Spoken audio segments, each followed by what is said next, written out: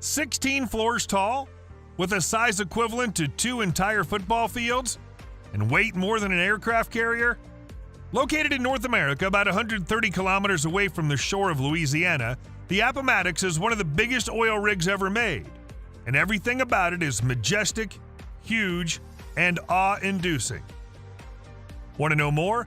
Stick to the end of the video, because we're going to talk about the Appomattox, whether it's the manufacturing, transport, or history of this giant masterpiece. So without further ado, let's get started. Right now, the Appomattox is located in the Gulf of Mexico. But was it constructed right there? Nope. This monstrous oil rig was in fact manufactured and designed somewhere in South Korea, thousands of kilometers away from its current location. This oil rig was originally designed and manufactured in South Korea by thousands of engineers. At the start of the video, we mentioned some interesting yet extremely shocking facts about the physical condition of this oil rig. But did you know that its construction was also one of the biggest challenges faced by the engineers that were assigned to it? That's right, folks, the smartest and best engineers were assigned to this project, and even they were dumbfounded and confused by the problem that they faced after spending around 7 years working on the execution of the Appomattox. And what was that issue? Well, remember how we mentioned that this oil rig is heavier than an actual aircraft carrier, and how it was manufactured in South Korea, but is currently somewhere in the Gulf of Mexico? Yep, that was the problem. To transport the biggest oil rig in the world, they needed something just as big.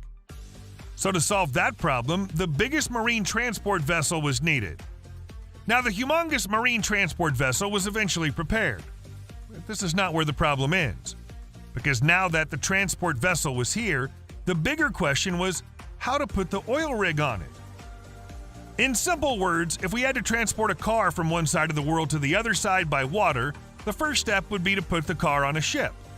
Now, cars are pretty heavy, there's no doubt about that, but in this situation, the oil rig is heavier than an entire aircraft carrier. So at least 7 days were required to load the oil rig onto the marine transport vessel. But this is not where the problems end.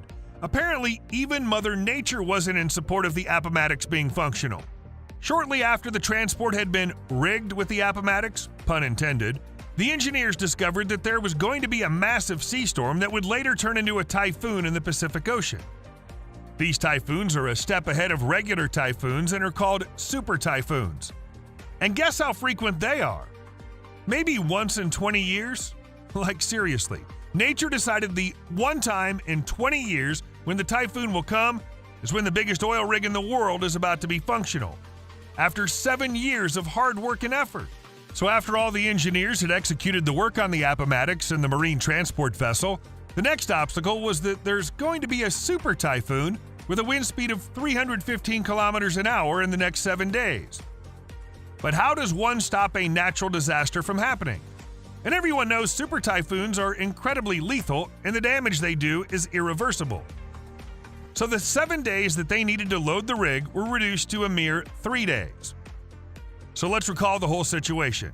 3 days, a super typhoon on the way, the pressure of insufficient time, the hard work of 7 years, and incomplete construction of the rig.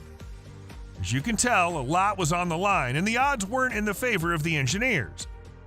Another important thing is that the Appomattox was the biggest project of Shell, and they'd invested a lot of money in it. The simplest mistake could result in the loss of millions of dollars, and if we look at the odds, people weren't too hopeful, and they weren't wrong for it. So to complete the construction of the Appomattox, an army of extra workers was hired because, well, they didn't have a lot of time.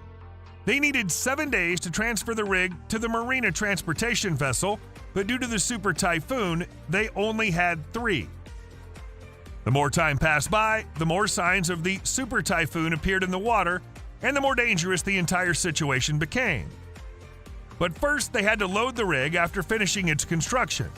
And just like every other thing related to this project, the loading and transportation of the Appomattox was also complicated.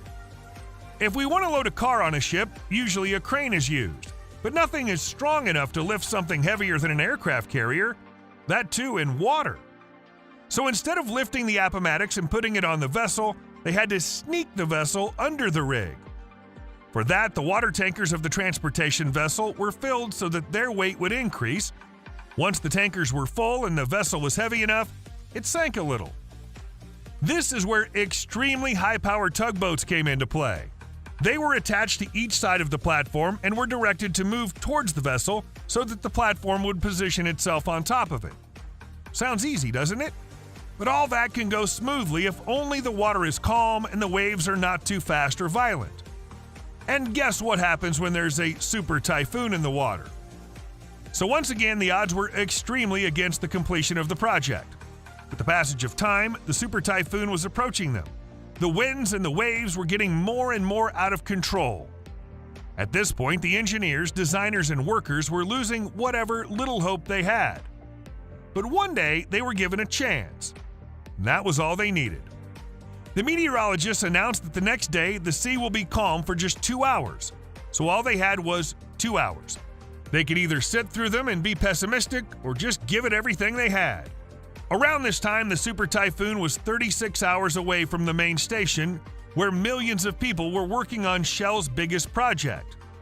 But against all odds, the next day the oil rig was finally transported on top of the vessel, and Appomattox was on its way to the Gulf of Mexico.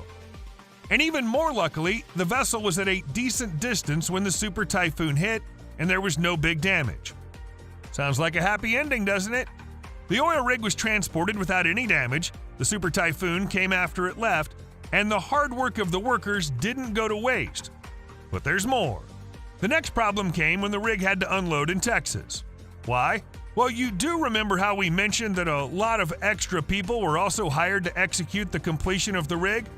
Yeah, all the work wasn't done when the Appomattox left its station. Some work was intended to be completed after they'd reached Texas. Here, 4 modules were being prepared, and the Appomattox was once again unloaded, and each of the modules was placed carefully on top of the oil rig. Remember, a simple mistake was all it took for one of the biggest projects in the history of Shell Petroleum to be wrecked. First the loading, then the insufficient time for transportation, then the super typhoon, then another unloading, an addition of 4 new modules at a new location. Sheesh, there were a lot of chances for the engineers and workers to mess up, and the odds were not in their favor at all. But despite everything, the oil rig once again left Texas after the installation of 4